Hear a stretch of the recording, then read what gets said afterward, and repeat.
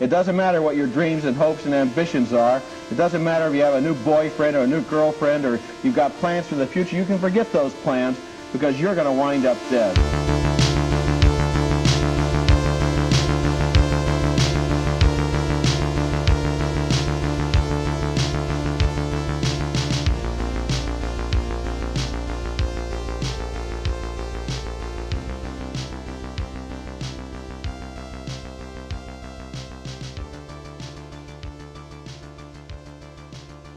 Hello and welcome to a new episode of a podcast you might have thought ended, but you were wrong. It's Decayed Tapes. I am Max Booth, and I am joined, as always, by my co-host. Hey, Max, it's Miguel Myers. I am also on a long hiatus for my other podcast. I can tell by the length of your facial hair. It's pretty. It's connected. I think Betty Rocksteady was wrong about you. You know, oh man, she fucked me up for a while.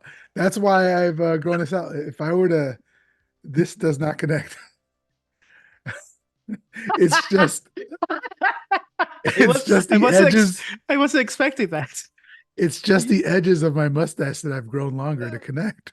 So for anyone not watching the Patreon exclusive. the Patreon exclusive video, how would you describe what you just did? That was insane.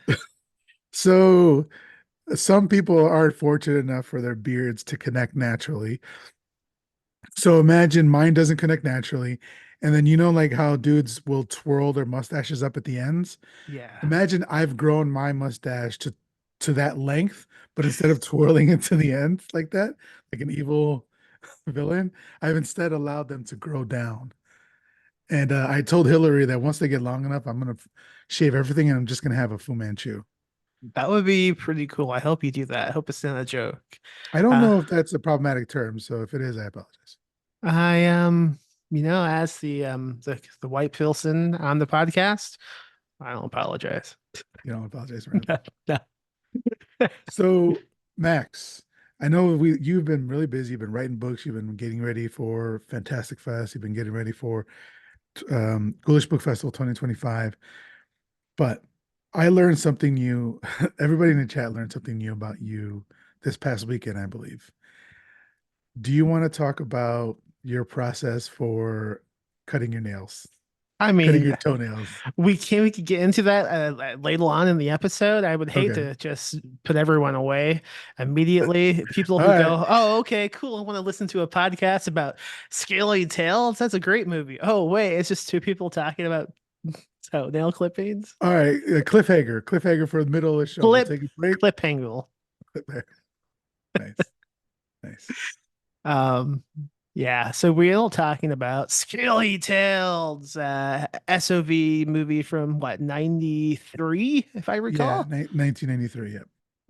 Yeah, not 1893, 1993. Yeah.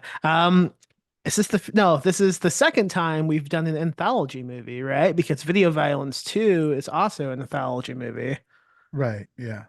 This is much superior to Video Violence in every way. 2.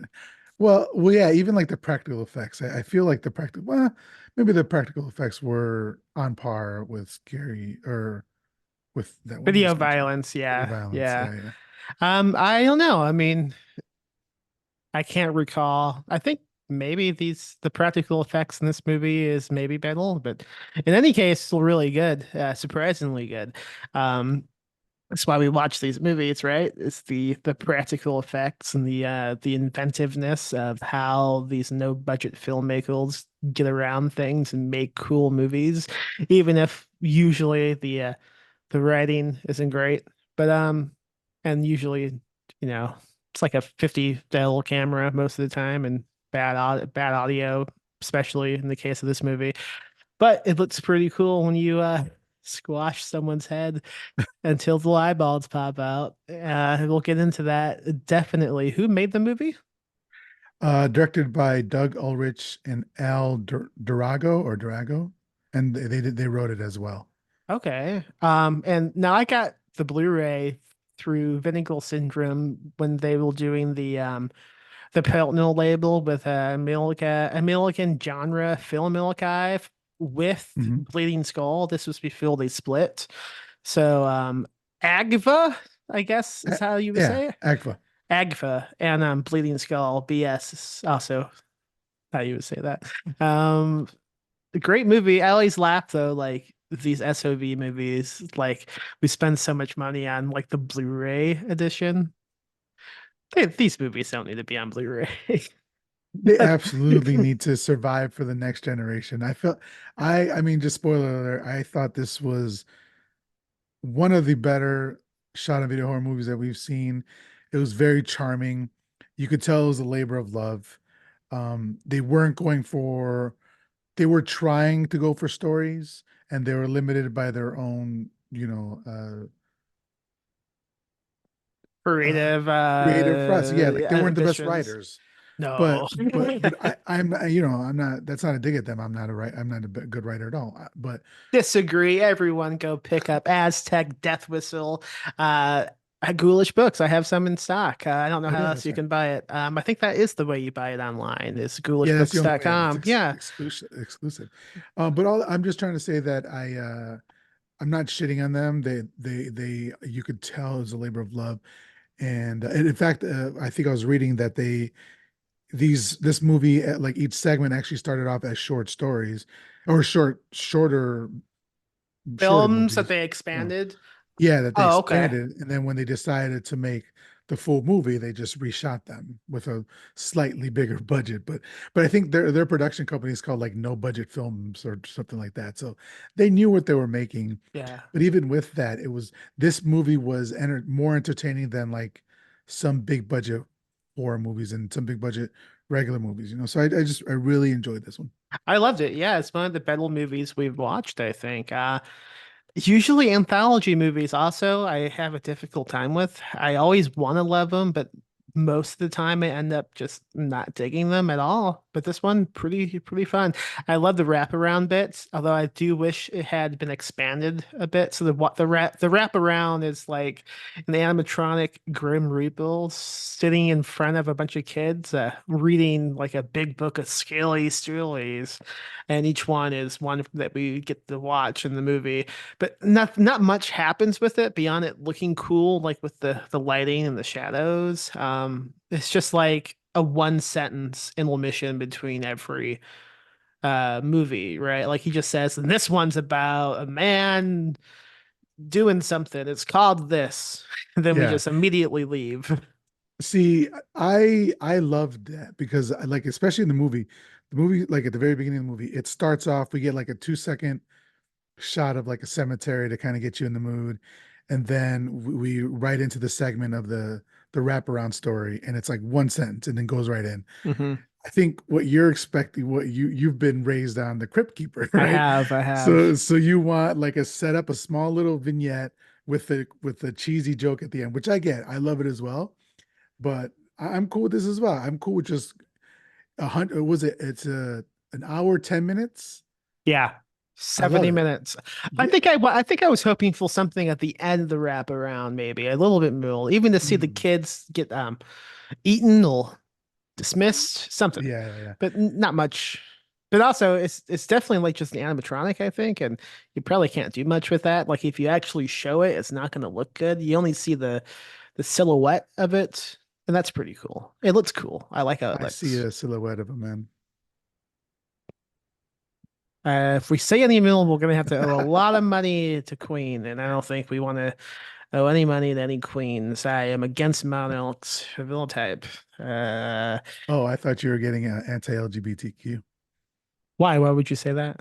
because you didn't want to owe any money to any queens. That's right. I pay them on time. I don't. I don't owe anyone anything. Yeah. Uh, And we're back. and we're back, baby. So it's split into three scaly tales, although I would argue two scaly tales and one fantasy. Hmm. It's really, which is we'll get into that at the end. But the first one, to quote the animatronic Grim Reaper, is a man who finds a necklace. No ordinary necklace. It's Satan's necklace, and that's the title. Is Satan's necklace. Uh, Yeah. the opening shot reminded me of Seinfeld. the opening exterior shot is like it's like what Tom's Pub or something, but Right. the way it's framed really looks like the beginning of a Seinfeld episode, and that was all I could think about as I was watching the segment is how so much of it could be a Seinfeld episode. Uh, Okay. I You're just expecting Kramer to come in at any moment, like hair all fried. yeah, can you not imagine Kramer going around with a metal detector, find Satan's necklace? Yeah, that is true. It Yeah. plays out so well. And Jerry's the Mike Dick character who's just like smoking a cigar, like waiting for him to be done. Yeah. Yeah. Uh, anyway, yeah. What did you think of this segment? So, um, one second. Can we pause? I'm sorry. Yeah, hold on. Bum bum bum bum bum bum. Fuck. So, I really enjoyed this first segment, Satan's necklace. I thought it was a pretty good introductory story. Hmm. It was really a lot of fun, and it kind of sets us up for like this. I don't know. The stories take place in Baltimore, Maryland. Yeah, I don't know if Baltimore is considered East Coast or Midwest, but this felt like it could have been Chicago. You, you know, like even like the way that they're dressed and like the streets, the way they look, and like the neighborhood bars they're going to. So I was really digging the vibe. I kept thinking it reminded me of Hammond, Indiana, which is basically like Illinois at that point. It's Right. right through. I agree with you. I didn't realize it took place in Baltimore until I think someone mentioned it in the movie, and then I looked it up, and yeah, it is shot in Baltimore. But yeah, I was thinking Indiana, Illinois, maybe. Definitely had Midwest vibes to it. Segment one, I would say, has the championship for the best lines given. Still some pretty good lines in this movie. Right in the opening, I'm not gonna, as listeners of previous episodes will know, I cannot keep track of who is who in these movies. I don't Right. know names. At some point, there's a cop, I think, in a trench coat, I like just called going him Mike Ditka. Mike Ditka. Yeah. So Mike Ditka is going back and forth to the payphone for some reason. And he sits down and he says, I deal with middle assholes and a fucking proctologist. And I thought that was Yeah. pretty good. Also, in like two scenes from now, jumping slightly ahead, just because I'm talking about good lines coming from this guy, he also says, I haven't seen pussy in so long. The fucking crack of dawn is looking good to me, which is like an A plus line. Just Yeah. amazing. I love it. And to deliver it with a straight face is pretty good. But there was a line at the very beginning of this scene. So the movie starts, we're at a bar. Well, the segment starts, we're at a bar, people are playing dice, and one guy like throws his dart and it goes way off. And the friend he's with says, "Nice shot, Stevie Wonder." Yeah. And the guy put sunglasses on. That's pretty good. He immediately begins like pantomiming the character, and you just know like that's an ongoing joke the two of these friends have. Like, why Yeah, else would he have sunglasses? Do you think blind people are real, Miguel? I wrote in my notes, uh-oh, Chappie. I 100% believe that blind people are real. Yes. Same, same. I just wanted to check with you. Yeah, good. It's good to check that It would always. be awful if someone thought they didn't exist. Agreed. I mean, anyone listening to this podcast could be blind. You don't need vision to They listen to could a be podcast. visually impaired. Yeah. Like drunk, you mean? No, no. Um, Oh no. s- so they're at the bar, and then you were saying that the characters feel lived in. Like we've only like seen them for a little bit, but we already know like they're good buddies and the kind Yeah. of neighborhood they hang around with, stuff like that. So then, and another day we see them. One of them, I think his name is Chuck. He's using the metal detector in a field to find some treasure, and Yeah. then the other he says this twice. Mike Ditka, like he says something. Chuck says something to him. He's like, "I got your Dawn right here," and he just grabs his dick. Yeah, yeah. He does that a couple I want to times. begin doing that. Like, can we begin adapting that? No one does that anymore. That is such a '90s thing to do, and I feel like that died out like in the end of the 2000s or the end of the '90s into 2000s. I You mean, just don't see it anymore. at a It's a certain lost point, science. I'll start. If he kept doing that, that's just masturbating, right? With pauses. I mean, eventually you would just ejaculate. Wait, do you think that if he grabbed his dick like that, like 10 times throughout the day, sporadically, like hours in between, he would eventually just come? You would have to. Is that Is that okay? not what you do? It's just like a clicker. It just takes like 10 clicks throughout the day or whatever. Okay, cool. No, that's not Yeah. what happens with me. Oh, That's convenient for you though. how many do you need? I've met Mike Ditka. Do you know that? You did? Have I told you that? No, you didn't. When I was a kid, I actually thought it was Donald Trump until recently, until I saw Mike Ditka. And I thought, oh, that's the guy I met, not Donald Trump. When I was a Okay. kid, my mom was a massive gambling addict, and we spent a lot of time in casinos. And I was a child, and I was walking aimlessly in like one of the lobbies of a casino in Gary, Indiana, which was a Trump casino, which is why I think I thought it was Trump. And I wasn't looking until I was walking, and I walked straight into this guy in a suit. And as soon as I did, a bunch of security girls just like spilled me, like the get me out of the way. And it was Mike Ditka just walking out of the casino. That's pretty cool. Yeah, which was Trump. Could have just stabbed him, I gutted him. I That don't know. would I don't know. I don't that know what you're would talking about. that would have been cool to kill a president. Nope. Go Nope. on, go on. So I was gonna say, are you sure it wasn't just some dude? Because this guy in the movie looks like Mike Ditka. You could have walked into this guy. I mean, up until like a couple of years ago, I thought it was Donald Trump. So, I mean, I'm not sure of anything. I think it was Mike Ditka. And it's funny that when you thought it was Donald Trump, you never mentioned the story.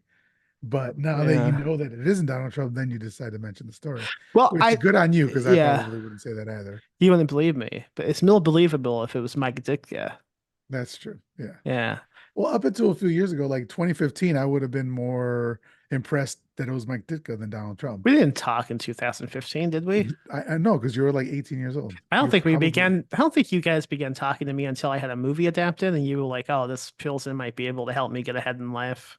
Which obviously that's come to It fruition. has Look at evil wrong.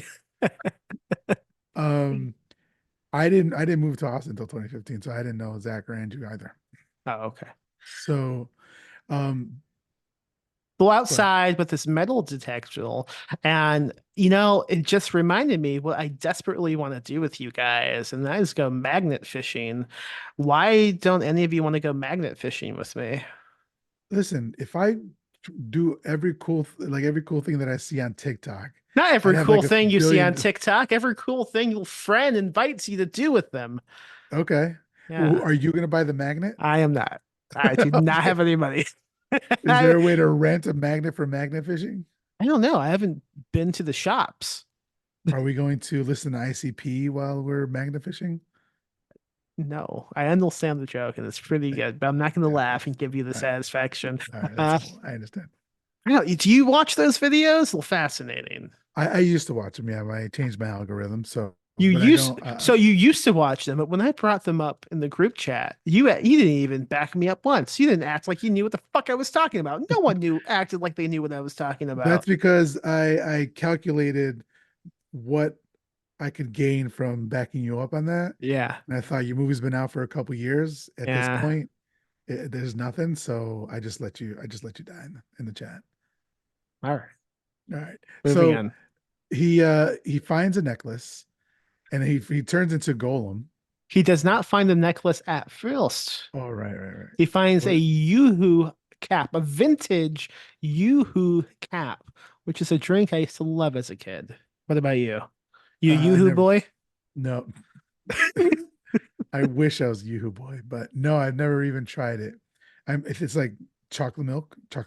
Just like chocolate. Yeah, it was like a delicacy. Like once in a while, go to the gas station. My dad just got paid. You get me a Yoo-hoo? All right, now I will live in. Here's the thing with Yoo-hoos though. I've seen them on shelves, Yeah. like not refrigerated. Yeah, I don't get it either. It doesn't Okay. make sense. I don't know. Yeah. Um, here's what I wanted to know. So then, but what I liked is that his friend gives him shit for finding a Yoo-hoo cap, Hmm. whatever. But then he ends up finding the necklace, Satan's necklace. I want to know is why or how does Satan's necklace land in a random field in Baltimore? And we don't find out, but I guess thinking now maybe just Satan planted it there to fuck with this guy. Perhaps it was in the Yoo-hoo bottle and someone busted it in the ground. So then that begs the question, You how did did they you, get it to the Yoo-hoo bottle? so every Yoo-hoo bottle has a treat in it, like a cereal box, and you just Okay. the trick is not to choke on it. So usually it is like a necklace or some type of piece of I don't know, satanic stuff. My Uh wife never has to worry about choking on it. oh, she doesn't drink Yoo-hoo. Yeah, she's drinking Yoo-hoo. We're Yeah. not a Yoo family. I stopped as well. I no longer can have lactose. Lactose. Black. Which one is it? You don't let You take a lactate to drink the lactose. I don't think you lactate. That's different.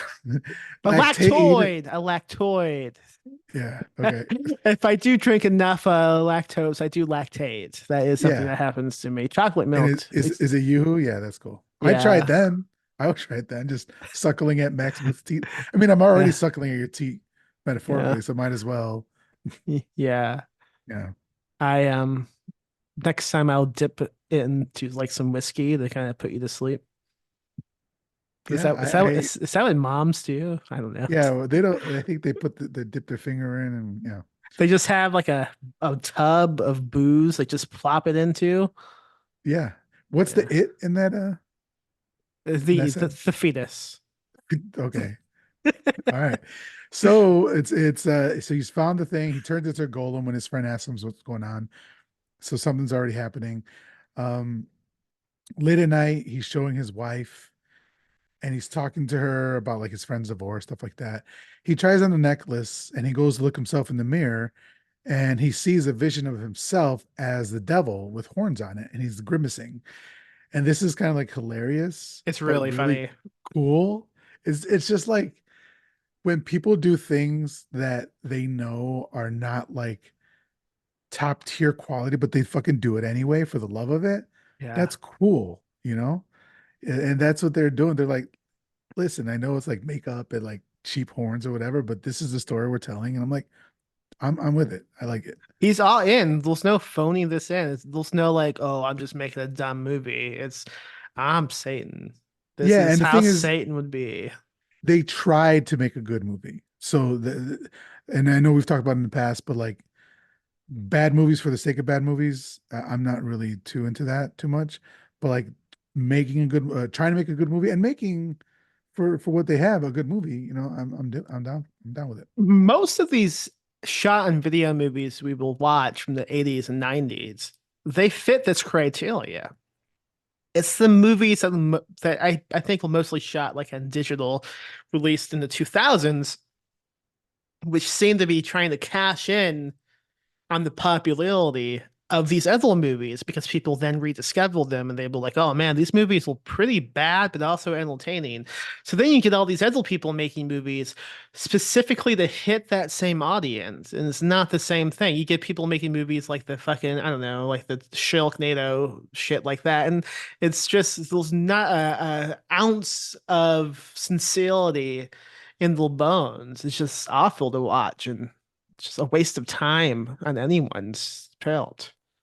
Yeah, I know some people who enjoy the Sharknado films, and you know they could be kind of entertaining or whatever, but they're just not up my alley. But like this definitely is. But then we get this my favorite scene in any 80s or 90s film, even 70s films, is the white people dance party. Pretty good. I love it. It's so good. Just like wall to wall. What is that called? Like that paneling, wood paneling, Mm-hmm. and blue jeans everywhere, and like um, off timing dancing. Just so it just Yeah. all elbows. No one's on rhythm at all. Nobody's on rhythm yet. I'm pretty sure this whole house and the pub, the barrel, and the basement, it's all just recycled throughout each segment because you just recognize the sets in the other segments.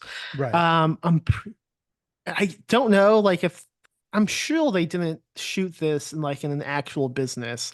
It might just be in the basement that they've done this. I don't know, unless they had a friend who would let them shoot it.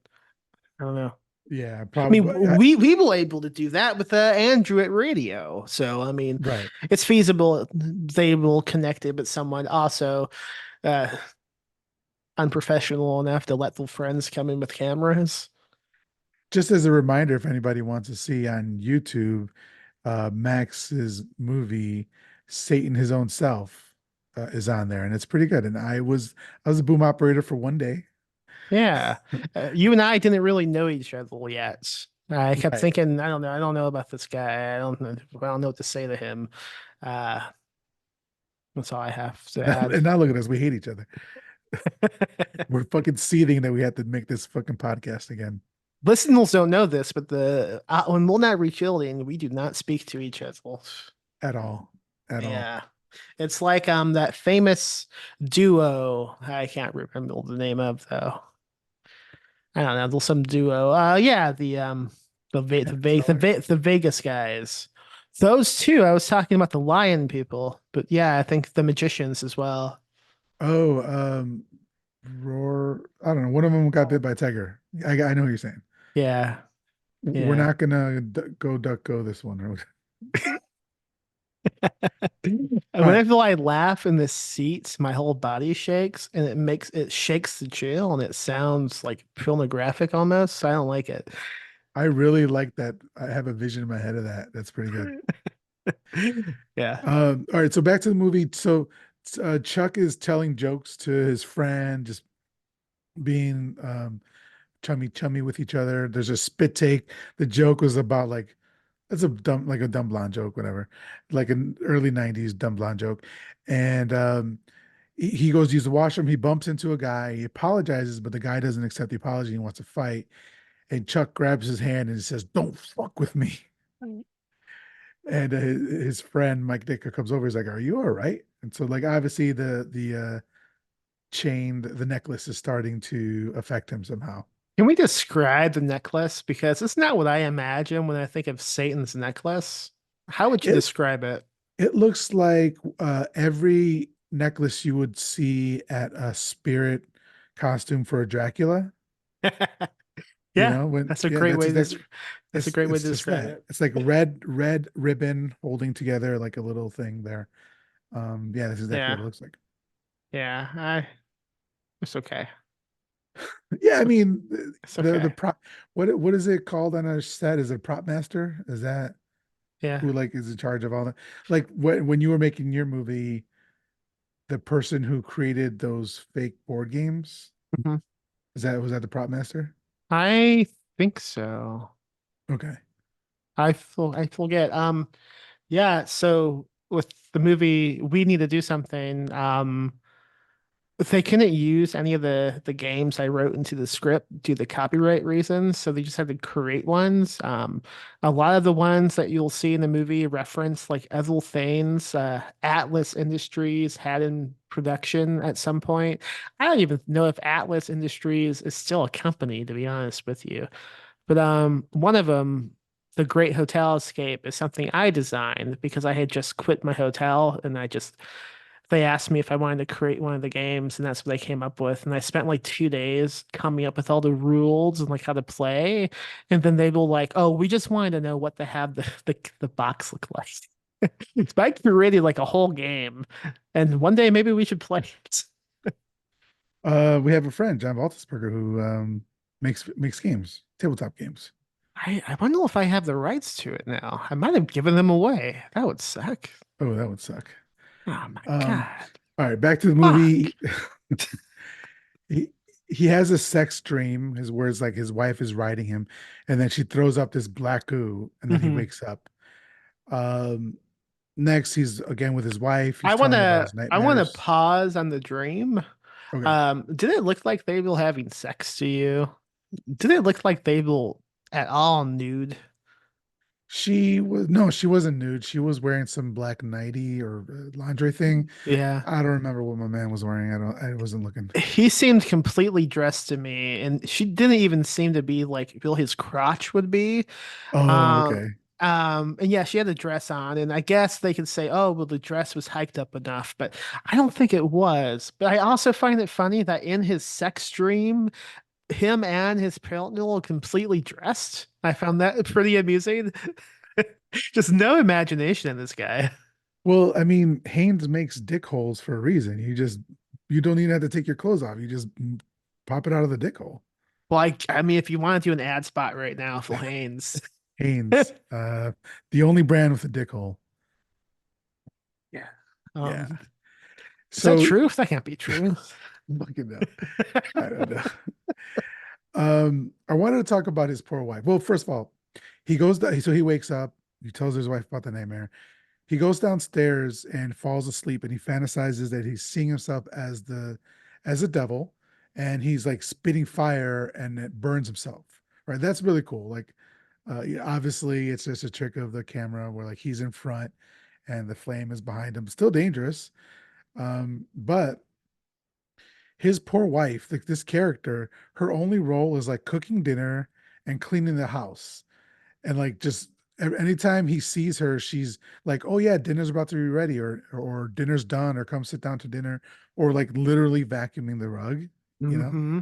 And even in another movie, All I three of mean, them. yeah, in another segment, that's all like women are for is to cook and clean the house and sex. Yeah, I mean, all three segments were pretty misogynistic, and that is unfortunately one of the negative side effects of shot and video movies, which were mostly made by men. It seems well, not the most well thought out in that aspect at all. Because in the second segment, the only use a woman has is to cheat and then be killed. So it's like that's pretty much it. Yeah. So I just wanted to mention that. But so Ditka calls to confirm lunch.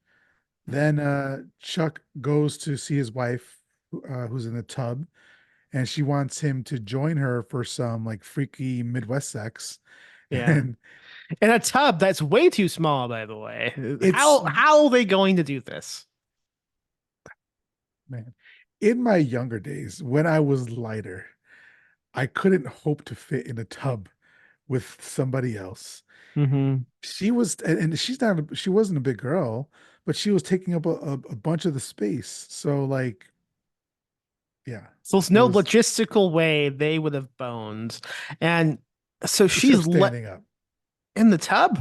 It would slip. Yeah. I didn't say it was safe, but yeah. Um, I was laughing so much in this scene because she's flat on her back in this tub, covered in bubble bath stuff. And he's like, yeah, I'll be with you in just a second to fuck.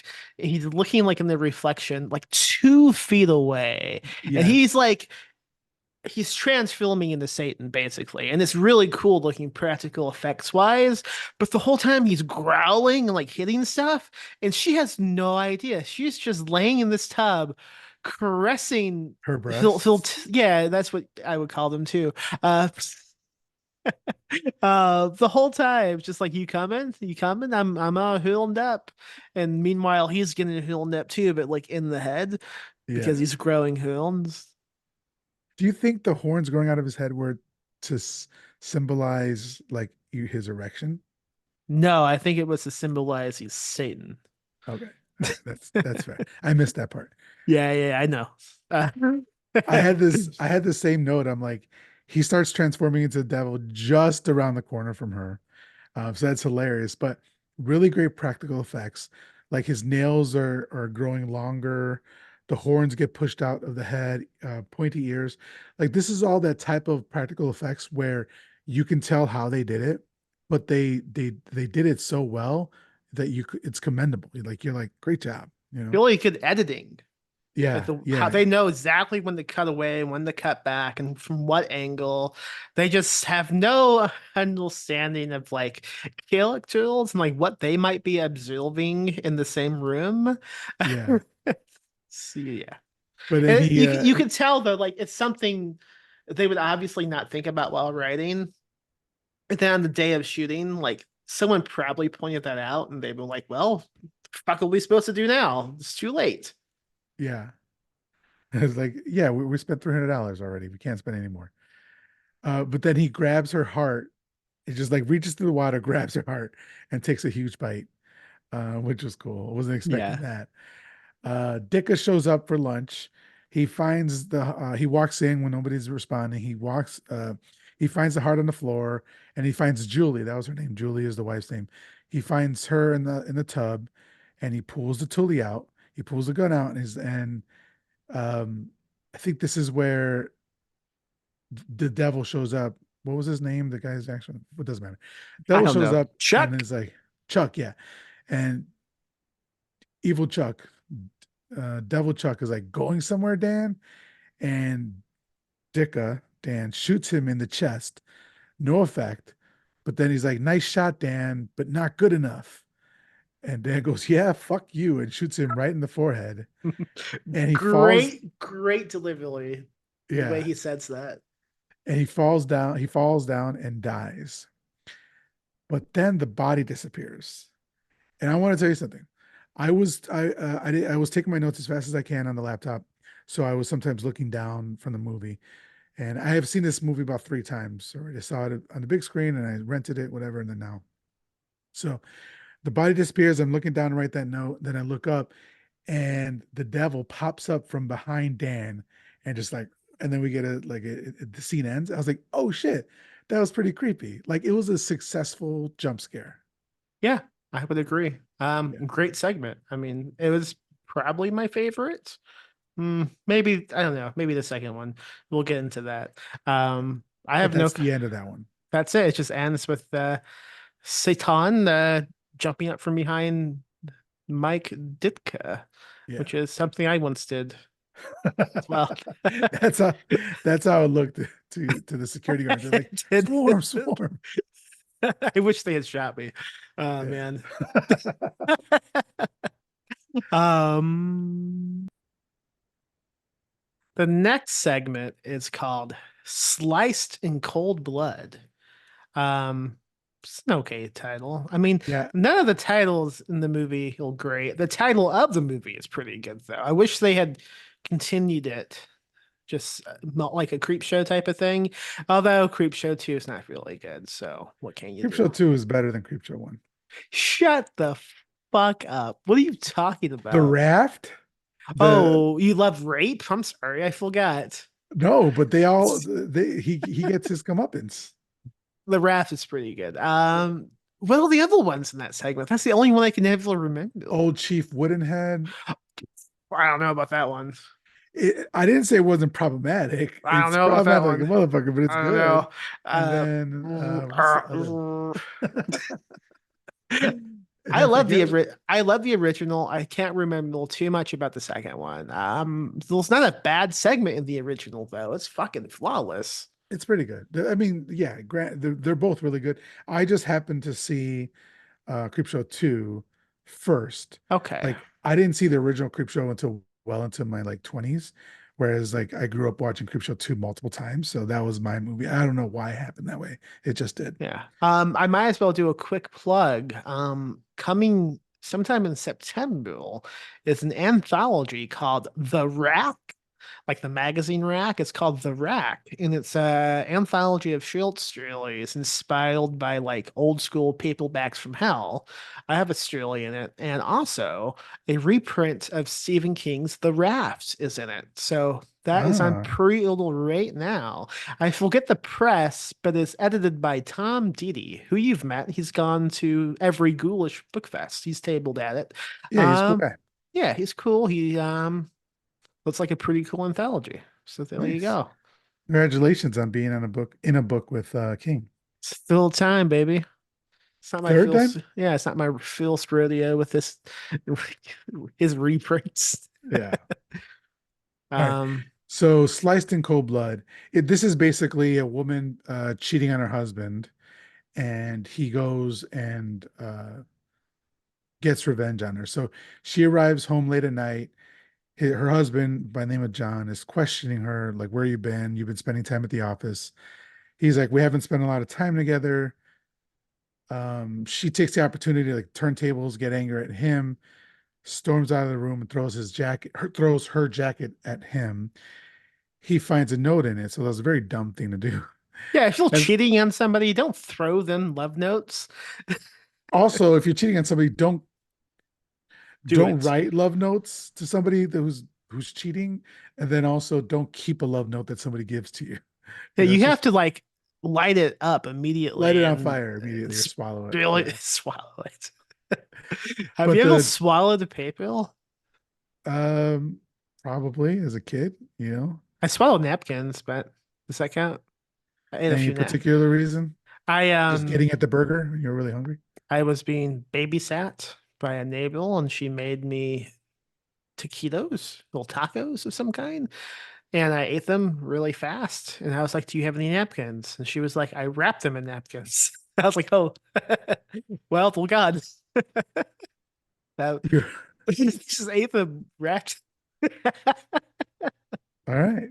I don't know. I was like That explains a lot. 6, 5. I don't know. I was really young, but it's a memory that I have always, anything embarrassing I've done, I will never forget. And that's definitely something that belongs on that list.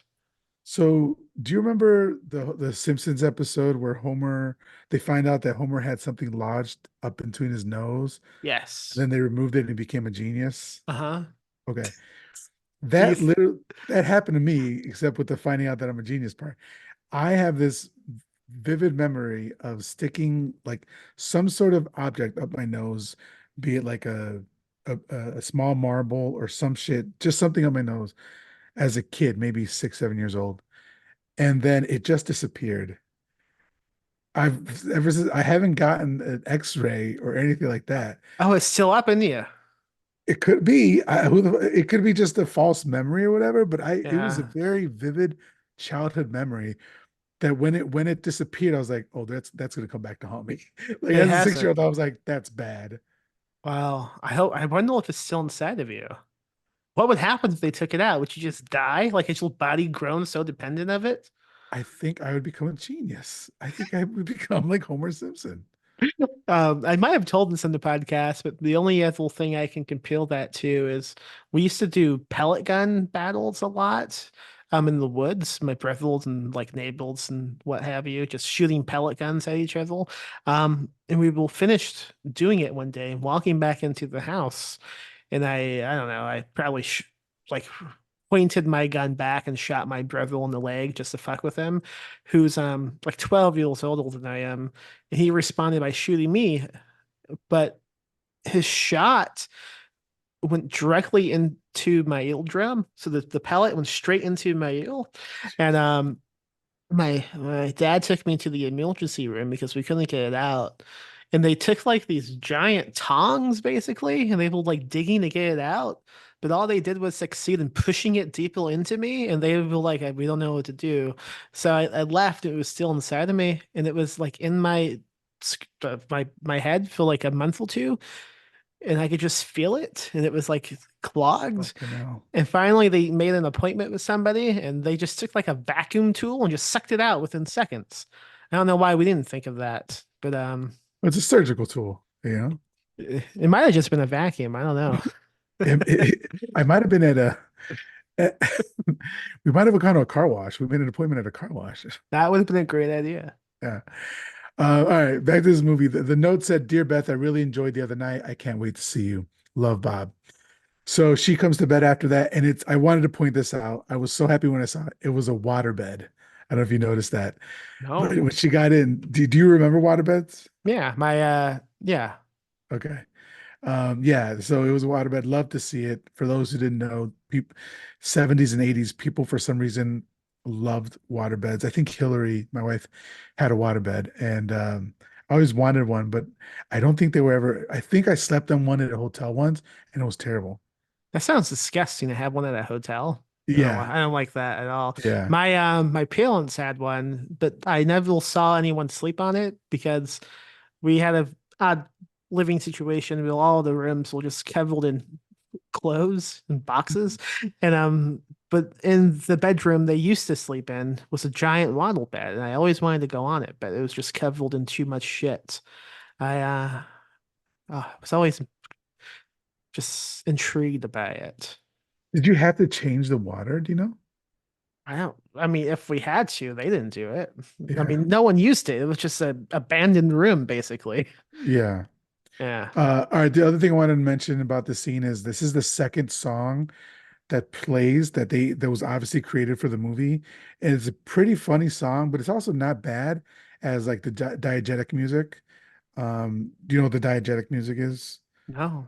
That's the music that you hear in a movie that the characters also hear. Oh. So there's like, you watch a movie and you hear the score, Hmm. that's for the The audience. audience. Yeah.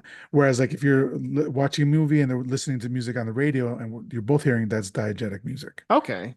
So the diegetic music in this movie, they you could tell like it was probably written. I wanted to look it up, but I forgot to.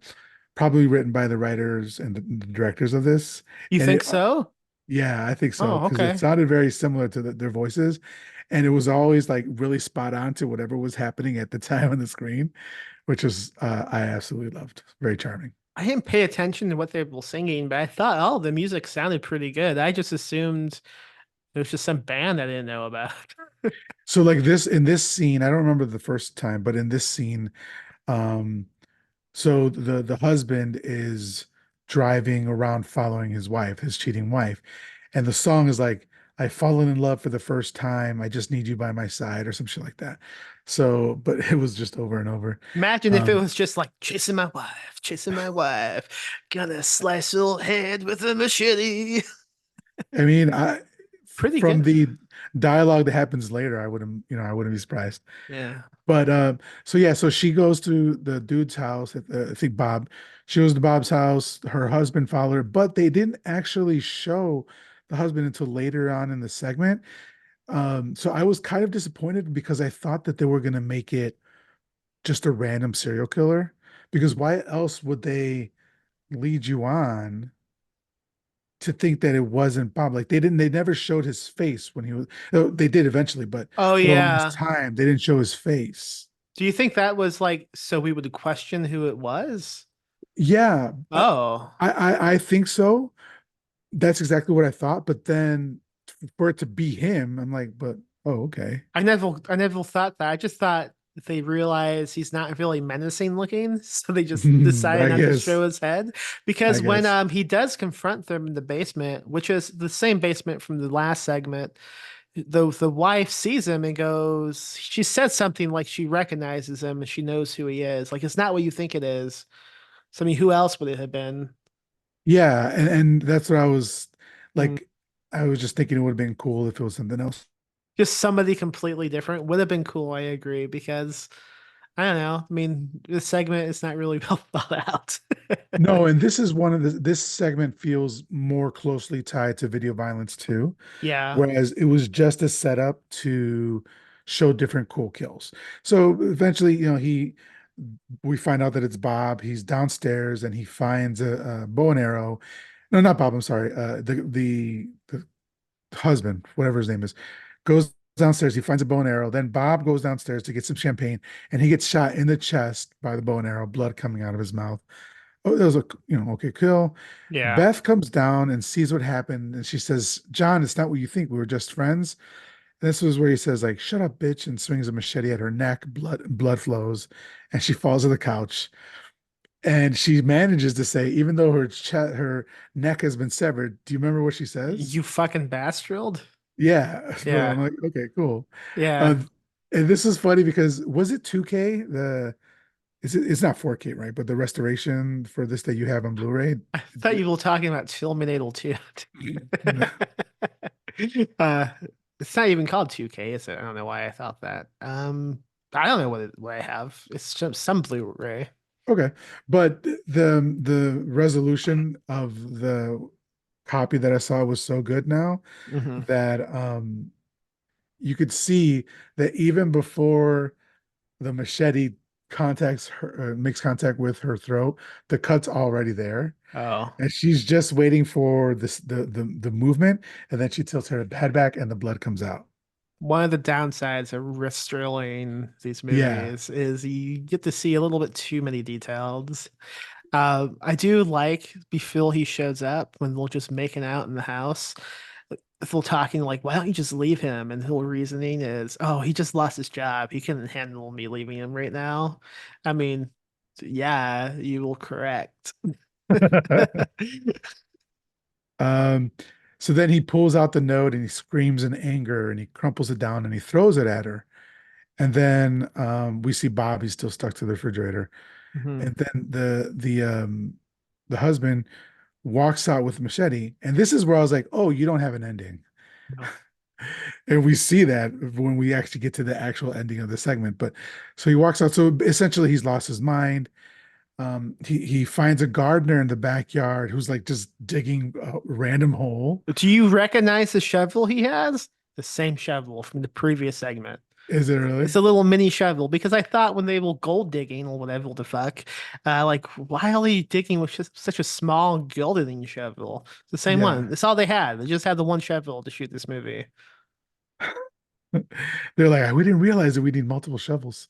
Never do. Do you remember this kill? How he kills a gardener? Yeah, he takes the machete through the back of the head, like horizontal, so it just like goes straight through like the face.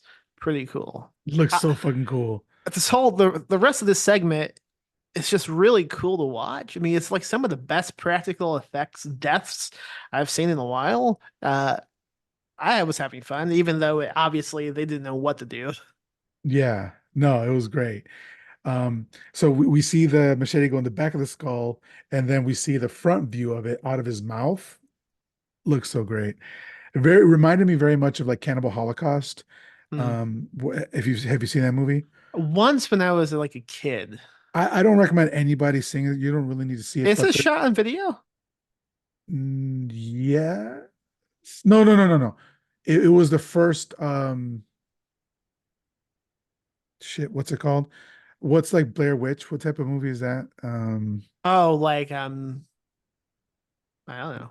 Point of view, like Oh, found footage. found footage. It's one of the first found footage movies, but it's not shot on video. But anyway, that death reminds me of a part in Cannibal Holocaust where you see like the humans have been put up on spikes, Mm, and the way they did it is just it's two pieces, right? The human is sitting on a platform, and then he tilts his head back and puts the spike in his mouth. So it looks like the spike is going all the way through. It's a yeah. great practical effect. And that's what this is here too. It's just a great practical effect. Then we get Um, to my favorite kill of the movie, which is this fucking big dude just sitting outside pounding bottles of beer. I mean, I don't think he's doing anything else besides drinking. Really big dude with clothing that does not fit him. So yeah. his like whole belly is hanging out. And I mean, he's just screaming for who I assume is his wife, Bill Niece. Man, I was doing the voice at home, but now I forget how it sounded. But he had a pretty great voice. It was like, "Hi!" No, I forget it. But he was just yelling for his wife to come give him something else to drink, just like like every fucking man child we know who just like they will never raised and then they just get married so someone else could continue raising them and just fucking babying them. So she runs out, gives him a drink, and runs back in. And this is where the movie is a little bit nihilistic. This happens twice in this segment. When she comes back in, she gets killed by the dude. And you would think that she would be in like the logistics of a slasher almost because she is not the asshole in this situation. She would be spilled at death. But no, she gets fucking killed. And then he comes out and do you want to describe how this man is slaughtered? So he comes up behind him and squeezes his head until the eyeballs pop out. And it looks so fucking silly. But it's so cool also. Yeah, what do you think those eyeballs were made out of? Jello or so I don't even know. So cool. And then we, for reasons that astound and impress me, the camera just slowly zooms in on his belly button until we Right. transition to the next scene, which is a woman walking on the train tracks. She gets apprehended by a rapist who is then the rapist's head is split open by Yeah. John, whoever the fuck his name is. And again, just like the last kill I was talking about, this is where we get nihilistic again because you would think she would be let go to run away, but no, no one is safe in this. Everyone is a kill kiss. So she gets killed. She gets stabbed in the back. The fakest death in this movie, I think, because he stabs the machete after she's fallen down on her stomach. He stabs her in the back, but it was really obvious to me that he was just stabbing into the ground next to the body. And Yeah. I don't know, the rest of the kills, it seems like they take a little more caution to make it look realistic. But that Yeah. one was really sloppy, I thought. Really lazy. Yeah. Yeah. Yeah. Then he finds some other random dude, machete in the stomach. He chops that dude's head off. Not really inspired like by these last two. That first I don't know who that gardener was. That must have been like, but like he had a great death. I think the gardener was actually the main character in the first segment. I forget his name, but yeah, all these guys play different characters in each different segment. So, and even the woman as well, I think. But then, so he finds a random dude, chops his head off, and then that's just the end of the segment.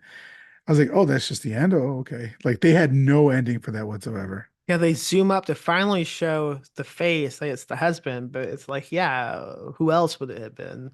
Yeah. If it had been some random person, that would have been different. That would have been interesting. But then you would have needed some type of like cut back to the husband doing whatever he was doing. Yeah. I don't know. Well, even like a news broadcast of an escape serial killer or some shit like that, Like, but and so I do love that trope when like, oh, and the local loony bin has been 17 psychos have escaped. I do like that. is that the name of a Christopher Walken movie? Seven Seven, seven se- psychopaths. Yeah, yeah, seven yeah. psychopaths. Yeah, yeah, It's okay. by that guy who made an Irish guy in Bruges and Guy Ritchie? no, No? he's not Irish. Matthew McDonough, I think his name Oh, is. okay. He just did that one movie. All of his movies have like unpronounceable titles. The Banshee of whatever the fuck. Oh, Uh yeah, yeah, yeah. I know that one. yeah, yeah, that guy. Seven Okay. Psychopaths is pretty okay. Yeah. So then we come to the third and final segment, called Level 21. And this one is just about a really like shit dad, a shit Yeah. father who gets addicted to a video game and he's stuck on level 20 and he's trying to get to level 21. For some reason, this one reminded me of a mutual friend named Zach. What about you? Um, yeah, just because Yeah. he's an asshole. But no, Yeah. Zach's a good dad. I wouldn't say that. I've never seen him around his children. Oh, yeah, that's right. I don't see Well, him. he has a child and the Dren is Spoiler? coming pretty soon. Oh, okay. Yeah. This guy, this dad, this husband, this man, he spends all of his time in a goddamn basement, same basement from the other two segments, stuck on level 20 of this video game that we can't really see the screen of, which I guess kind of comes like into the movie's favor because of how shitty the camera is. We can't see what the screen is for the most part, so they don't have to like invest time and money into making an actual video game to look at the be on the screen. But it's like his wife keeps coming down to ask him questions, and he's like, I just have to get to the next level. I can't do anything else in life until I do this." He's so obsessed. His son, who we only see in this one scene, which I think sucks. I think he should have come back. Comes down. It's like, "Hey, you promised you'd play ball with me today," and dad's like, "I can't do it. I'm playing this video game." It's awful. It's just, Yeah, it's sad. It's yeah. sad. So the next day they're arguing. Him and his wife are arguing because she's mad because he promised to take his son out to throw the ball around or whatever. And he's like, I agree, he promises to give it a break. That same night he's back at it again and his wife's angry. My favorite line from that scene, they're at the grocery store and they're fighting, and halfway through the fight, he just goes, "That Raisin Bran looks good. Why don't you grab a box?" There was something about that that just made me laugh. Yeah, nobody's ever said Raisin Bran looks good. It's pretty good though. I like it. You just, I mean, but you have a choice of like Fruit Loops and Raisin It, Bran. it doesn't look good. Yeah, Yeah. yeah, exactly. Um, he gets so mad while playing these games. All he did was remind me of one of my siblings. Growing up with him, he would get so intensely enraged with video games that it became like a joke in the family to make fun of him. Like this one time he yelled, jump when I tell you to jump.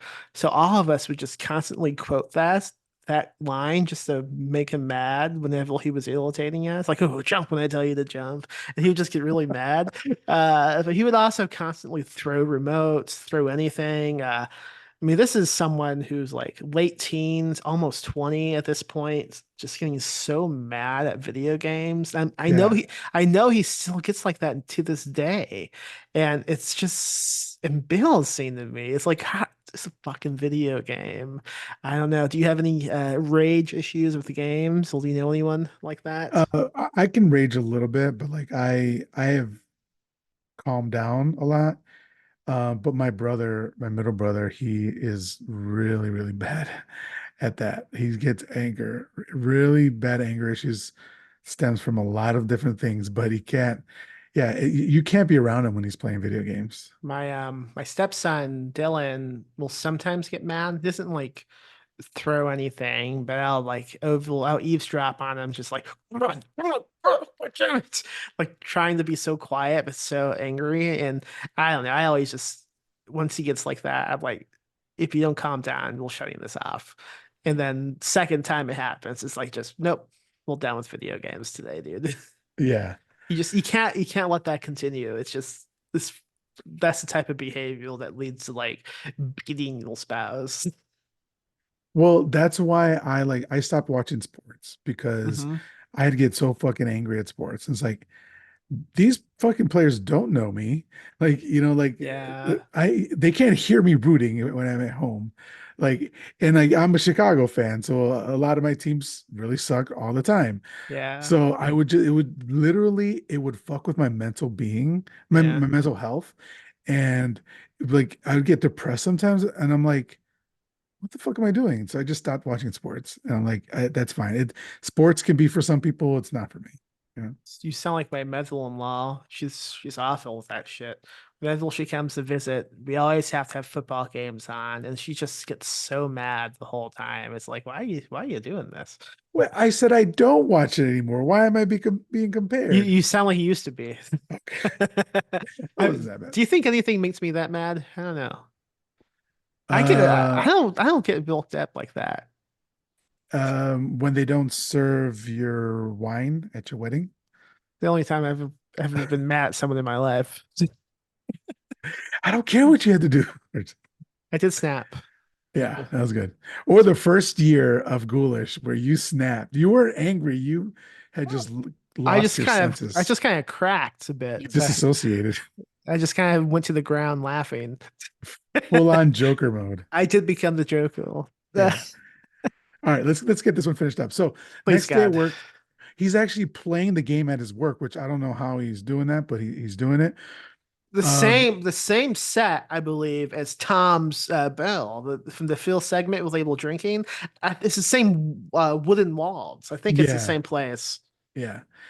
Um, so his friend says that level 21 probably doesn't exist. And he's like, no, I feel like it does because I can feel it. Then this dork named Myron comes along, this other coworker, and says it does exist, but you'll never get there. And Myron says that he's been there and beyond.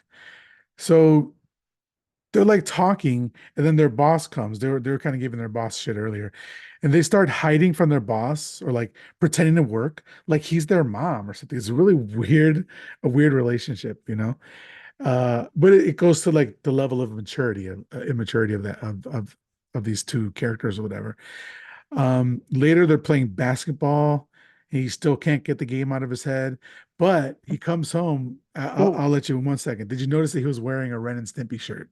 no, I didn't notice that. Yeah, he was wearing. Okay, go ahead. Playing ball without his son. Bring the kid along. Oh yeah, that's true. Ah, he's a bummer. The kid's a bummer.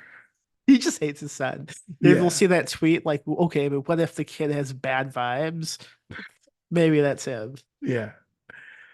So later on the night, again, we see the wife is making dinner. So while she's making dinner, instead of helping, he goes downstairs to play the game.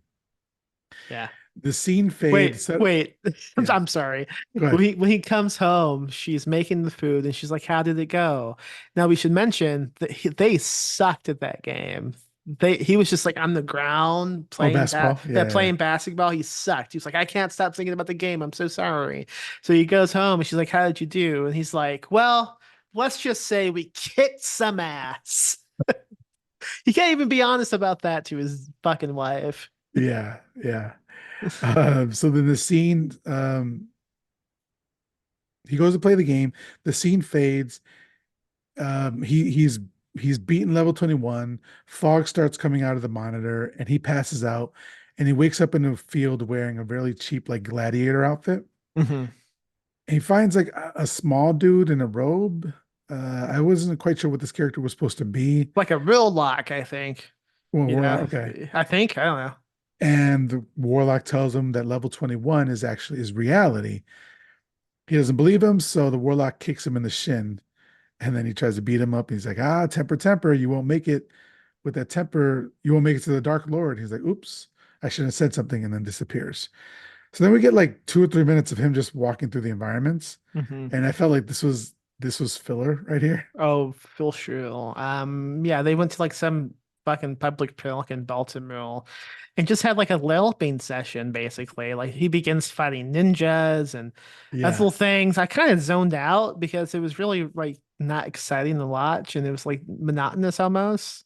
Yeah. At some point, he finds a woman who's like almost naked, tied to a tree, screaming for help, and he frees the woman, and she's like, "Oh, the angelic overlord is close by," and then she turns around and I was yeah, just showing for the people on Patreon. That's the Dark Lord.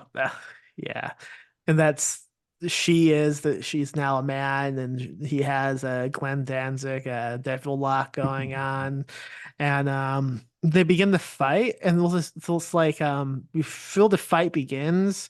This wizard like throws fireballs at him, but I think they just like lit some trash on the fire and flung it because it was real It was flame real. It looked awesome. It looked right so. into a bush too. I thought, oh Yeah, my that was God, very unsafe. that could have ended so badly. And then a pretty cool effect happens where he conjures a sword from the ground. And it's like, how did they do that? Did they bury someone in the grass to push it up? Maybe reverse. That makes sense. I thought I thought they like dug a giant hole and like did like a rooftop on it. But what you Maybe that was the hole that that the gardener was digging. They were just getting ahead of production there. that might be. Yeah. Uh yeah. And I don't know, they just I fight. love that part. I love that part so much. I wrote that Uh, down. It was very cool. Yeah, another sword fight. But one thing I wanted to go back to was when he was fighting the ninjas.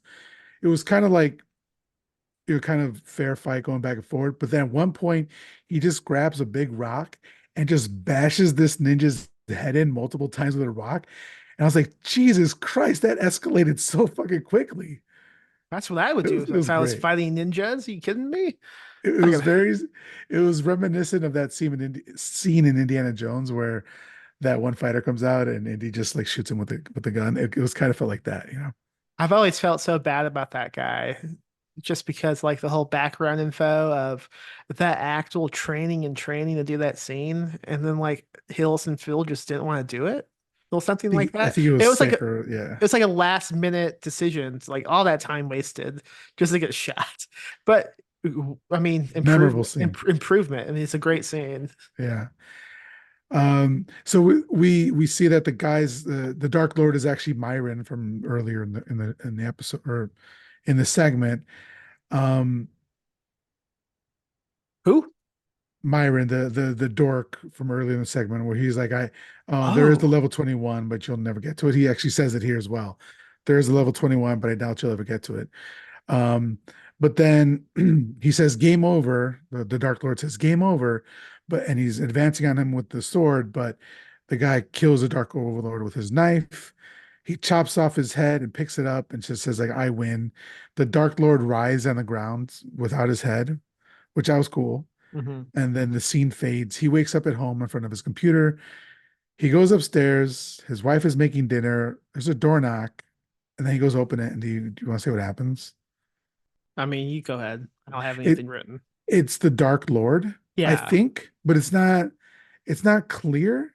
Yeah. But it's supposed to be somebody, and if it's anybody, it's gonna be the Dark Lord. And then they just say surprise, and then that's the end of the movie, or I guess that's the end of the segment. And then What was odd is when he wakes up from that dream and he finds his wife cooking, like she's definitely not showing her face, like she's facing the other way. And I thought the twist was going to be that was the Jellicoe Lil. I thought she was going to turn around, it Mm, was going to be him. I don't know why they didn't do that. yeah, It's odd. yeah. Then we get the last Crypt Keeper segment. He just says, I hope you children have enjoyed the stories. Until next time, and then the movie ends there. Um, really, really, really enjoyed the movie. What was your favorite segment now that we've gone through them all?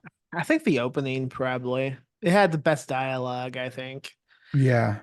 The uh the video game one was had some funny bits, but once he gets into the game, I was kind of just like, okay, it wasn't exciting to me.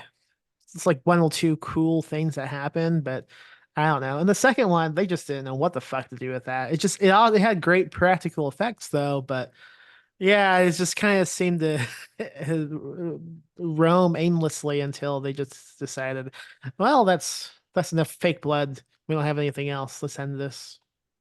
Yeah, Level 21 definitely felt the most amateurish movie Uh, segment. It definitely felt like a couple dudes going out to the woods and shooting some stuff. LARPing was a great definition, a description of it. That's exactly what it felt like. But yeah, I would say the way that they were presented was the order of how I enjoyed them. So Satan's Necklace, and then Sliced in Cold Blood, and then last one, Level 21. It's a kind of a interesting concept for a movie that early on, in like 1993, did we say? mhm. Where they were already kind of thinking of movie or games kind of affecting you or whatever. So, but I just don't think it was handled very, very well. It But doesn't, to me, it didn't even seem like the last segment belonged with the other ones. Like it wasn't even the same vibe. right, It was really odd. Like it wasn't really even the same genre to me. right, yeah, I think it drags down the movie, score wise, but still, but I enjoyed it. I forgot. Do we rate these or do we just say I do think we we just recommend? I I thought think we we make up something every time. I don't know. Do you want to I thought we recommend it? Do you want to rate it? Which one do you want to do? let's recommend. I recommend it. Yeah, I definitely recommend it because I think it's unfair. I thought we kind of came upon the fact that we thought it was unfair to rate these. Yeah. So yeah, I would recommend it. What's cool is there was this great movie rental place here in Austin called Vulcan Video, and Mhm. they passed away. Jesus, well, I mean that's what it feels like, really. They went out of business in 2021 due to the pandemic, and Alamo Drafthouse. I don't know who bought it, but their collection, the whole collection, ended up in Alamo Drafthouse. So there's a location up north in Austin that basically has all of their collection in the lobby, and you can go there and rent movies for free. And so I went there a couple months ago, and this was one of the movies that I got to rent for free. And you can do like three at a time or whatever. And I just wanted to shout out the Draft House for doing that, for keeping that collection going because it was so important. Like to me, the Vulcan Video was like the one of the best things about moving to Austin, and people still get to like experience that. Um, but yeah, I actually saw this time for the show on YouTube for free. So definitely, if you can buy the AGFA release or whatever the Vinegar Syndrome release, but it's also on YouTube. I never got to rent anything from Vulcan because I didn't live close enough. Yeah, But I went once before it closed because I did like a book reading at it. I remember. Really cool place. Yeah. Um, yeah, I have nothing nice to say about Draft House at the moment. Nothing negative to say.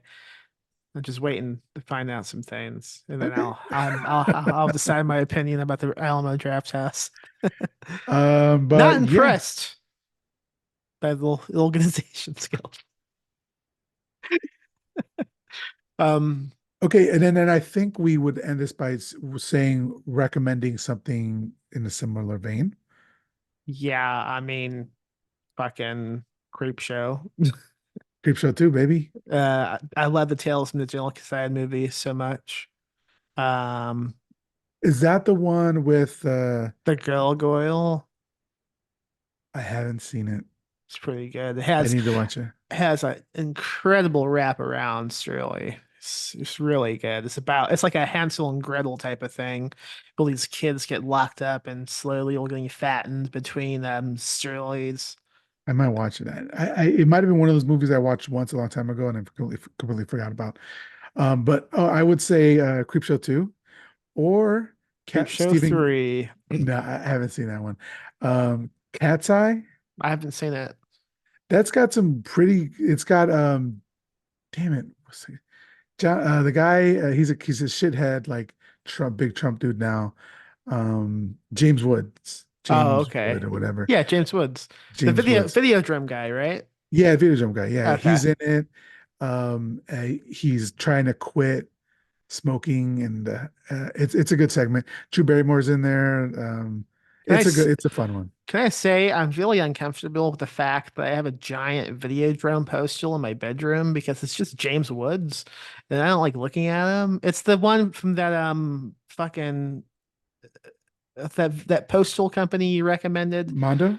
No, it's a different country. I can't think of the name of the country.